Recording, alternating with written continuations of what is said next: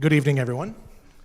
It's great to have you here today. This is our first of 5 concerts this year, celebrating the 5th anniversary of the Juget-Sinclair Opus 51 Jack Hennigan Memorial Pipe Organ, which is behind me. And I'm so pleased to be the rector of a church with a new pipe organ. And we installed the organ and had our dedicatory concert in late 2019, early 2020. A number of you were at the initial dedicatory concert on Valentine's Day weekend, 2020, and then everything kind of ended. And we have not had the opportunity to really have a good concert series. And so this year, Justin Bischof, our new music director, has set up 5 wonderful concerts featuring 4 organists and an orchestra. He is our inaugural concert musician. He's somewhere behind me. I'll get him in a second. But a couple of basic things. I think Justin will tell you about improv and some of the realities around themes and that sort of thing. But I want to, thank him for getting this series going. It's been a long time coming, and I'm really happy that we have the ability not just to have people here, but we're live streaming this, which is great, so you can watch it and share it with your friends after this, because it should be a wonderful concert. Second, thank you to Martin Nash. Martin Nash is the benefactor for our organ and has made a good chunk of this concert series possible. On top of that, we have a number of other benefactors. Some of you are here, but thank you to Martin for making this possible. It was Halloween, I think, 7 years ago when you came into my office to say that this gift was coming. So thank you, Martin. And to all of you, stick around after the concert is over. There'll be a nice reception in the parish hall, and you can talk to Justin, you can talk to each other, and I would be remiss if I did not say you could also buy some art. That is our new art ministry on the wall, which is going fast. I sold one earlier today. But with that, I would like to introduce Justin. Please come out.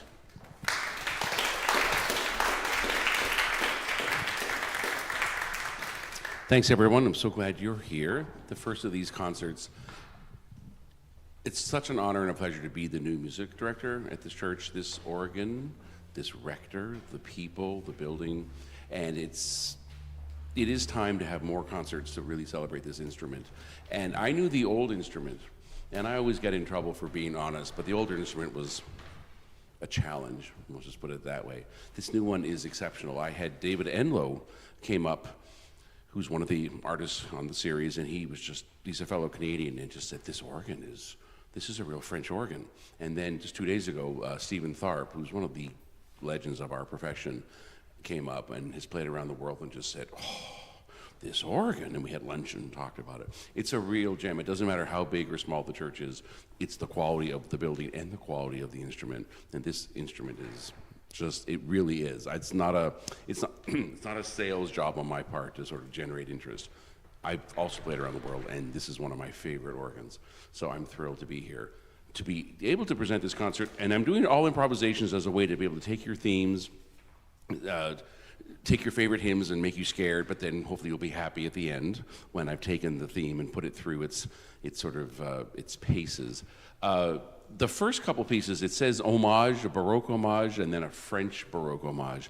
I'm just going to do something without a theme, because it's a little bit complicated to do that. And then I'll start getting those little pieces of paper from you, where you can write your favorite hymn tunes, your favorite melodies.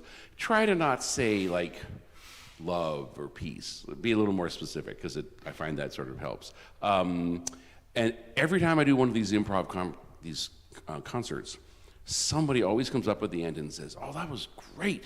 Where can I get that? It's all made up. So the art of improvising is taking a theme, using your ear, using your imagination, and having fun with it. So, without further ado, let me start with just a German Baroque essence to get us started.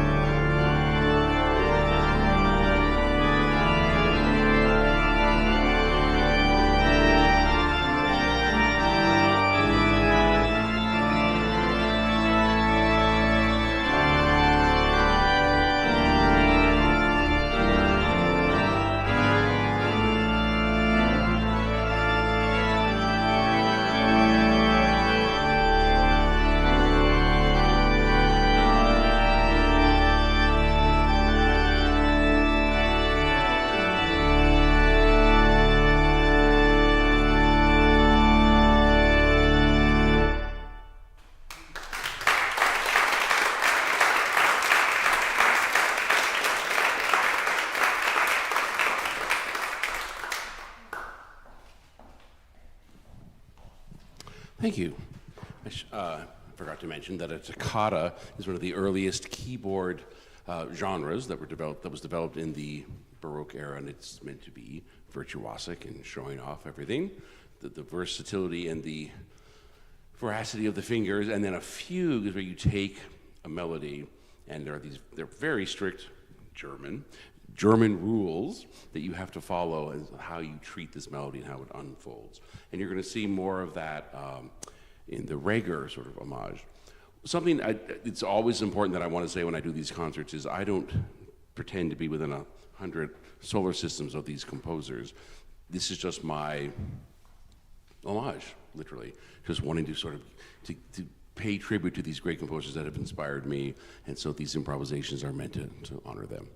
So that's German Baroque, and you think about German architecture, Leipzig, and now we're going to go to French Baroque, and then now you think of Louis XIV and Versailles and trompe-l'oeil and all the sort of the effervescence of the French, especially during this period. And so it's a very different style, and this organ is a French organ, meaning that the style of the way the stops have been developed, it's authentic. And now that may sound sort of cliched in this day and age, but I grew up in Canada and I learned to play the organ in Montreal, so I was at the source of this incredible French style. When you come to America, there are fantastic organs, but sometimes they use French names and you pull the stop and you're like, huh, that doesn't sound like a French trumpet. That doesn't sound like a French montre. This organ is in that style. And what I've always said when I've been an organ consultant for projects is if you can get a really good French organ, it also happens to be fantastically wonderful for hymns because the sound is rich and warm and open. If you have like your previous organ, a very kind of 60s German thin sound, you don't always have as much nuance. Now, old German organs and contemporary ones are fantastic. The 60s were a little bit of a complicated time. Anyway, so this is a very different style, but the reason I put this on the program is because it is a French organ. I don't do this on American organs. I don't do this on ones where it's like, you pulled the trumpet in and hopefully it'll sound good. This has this, the bite, the French, this just grabs you kind of a sound in a very specific kind of color. Not that it's about a competition, but Louis Marchand was a wonderful French composer, organist, and he was in town in the 1720s or so when Bach was in town. In those days, they used to have competitions. So you'd have the different organists show up and they'd have an improv off. And the French, again, I'm a big Francophile, but the level of sort of intricacy of the counterpoint was, good. But Marchand was in town, and the competition was the next day, and he heard Bach improvising. He left town. He's like, forget this. I'm not going to this competition. Nothing against the French. It's just, their pedal boards also. There's so much to talk about with organs. The pedal board, as you see it now, where all of this is going on, this comes from Germany. In fact, the organ as we know it today, it's called the Werkprinzip. It comes from Germany. Spain, Italy were different. France, awesome. England, very different. But the organ as you know it today is from Germany. And the complexity of all of the pedals kind of freaked out the Frenchmen. On that note, enjoy the authentic French sounds of this organ.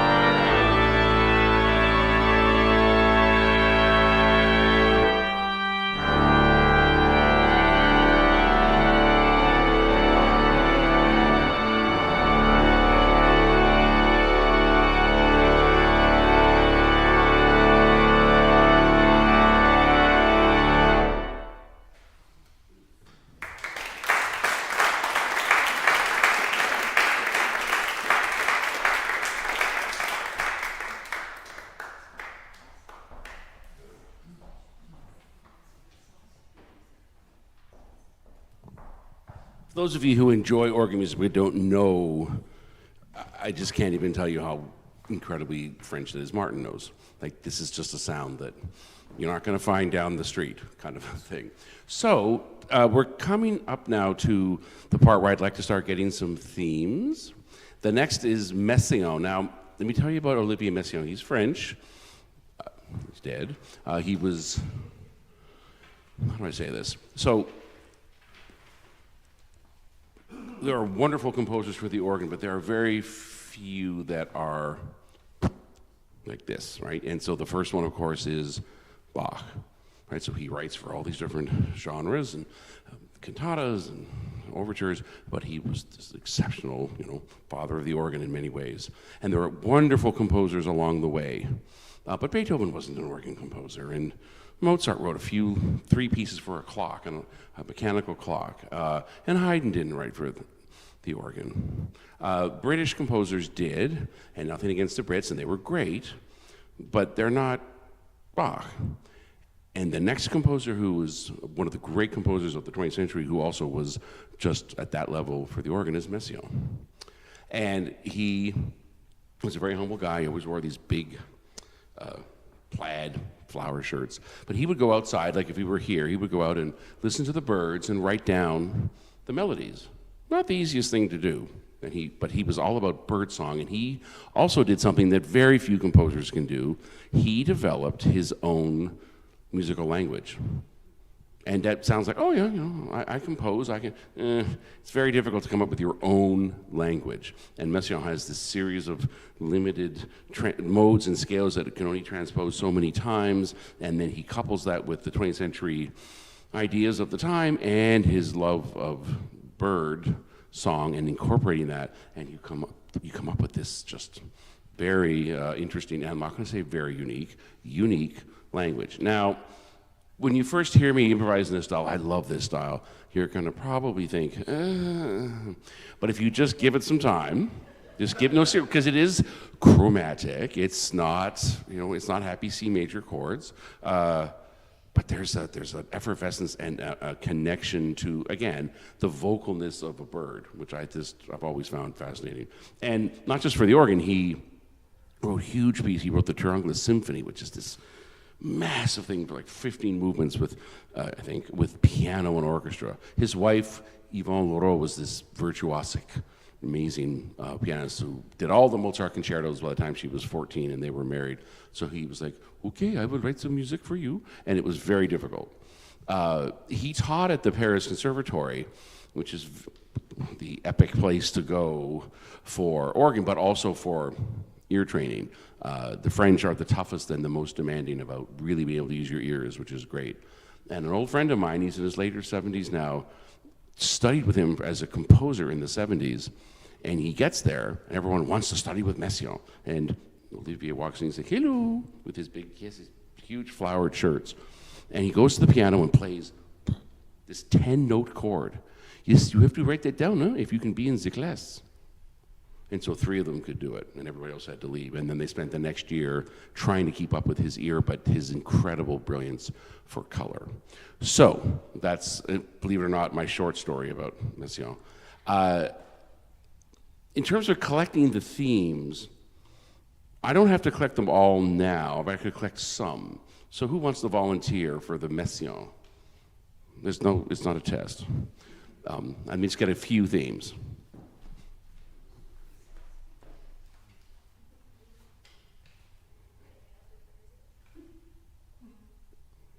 Ooh, that's very evocative. Experience of your body entering and adjusting to cold glacier waters and bathing in it for a while. That's called dating Justin. But okay, that's good. I'm going to keep that. Monsieur John. Not yet? Okay. I just need one more. Ooh.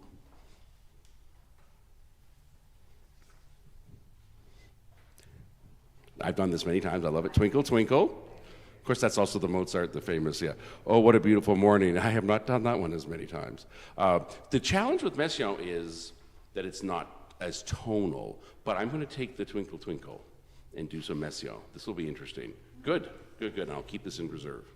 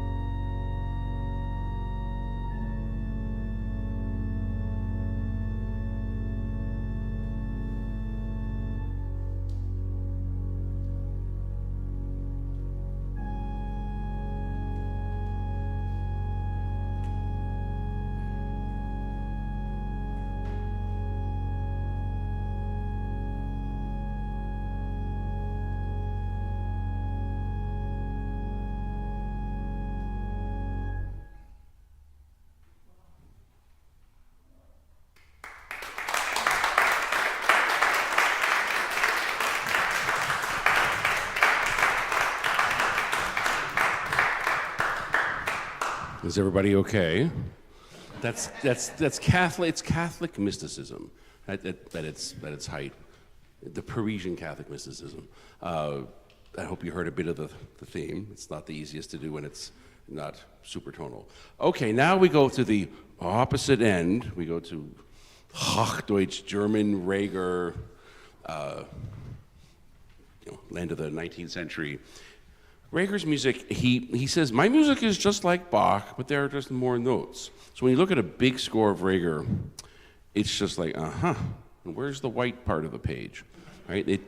And actually, Jeremy Fissel, a good friend, a dear friend who's the director of music at St. Thomas, the November concert, he's doing the Inferno Fantasy and Fugue, which is, as you might imagine, it's Dantean, it's absolutely insane.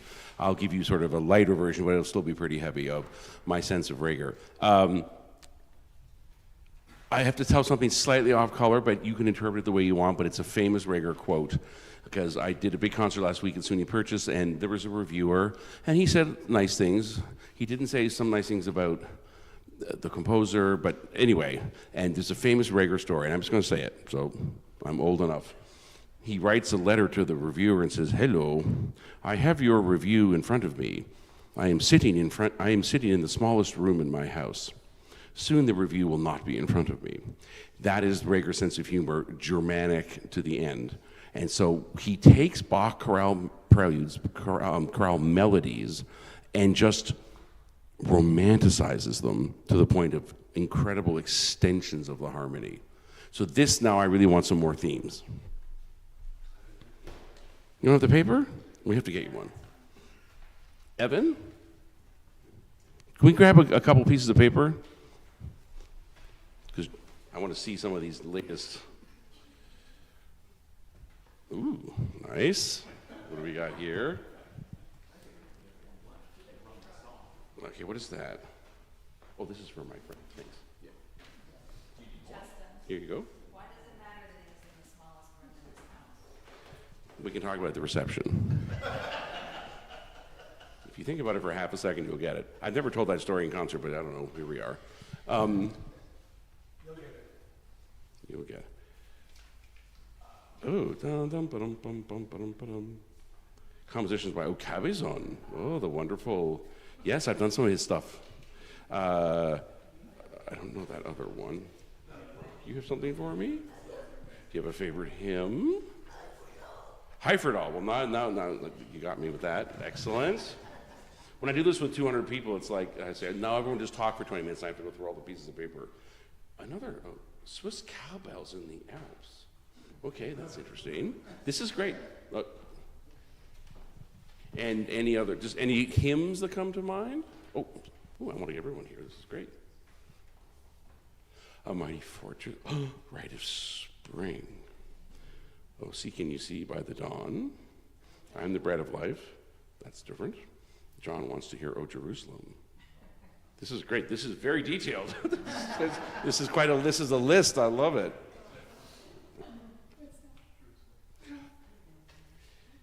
So Andy did those feet in ancient times? Is that what? Yeah.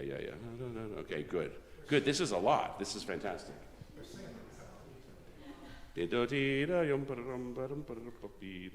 John, who is the head of my my orchestra board, and a very fine musician, is writing something. Excellent. And he's from Istanbul, so it's going to have an extra flavor, which is fantastic. It says that's the Western thing. Okay, give me a second to put these all together. I will play the themes that I'll do for the Reger, and then we'll talk about the symphony.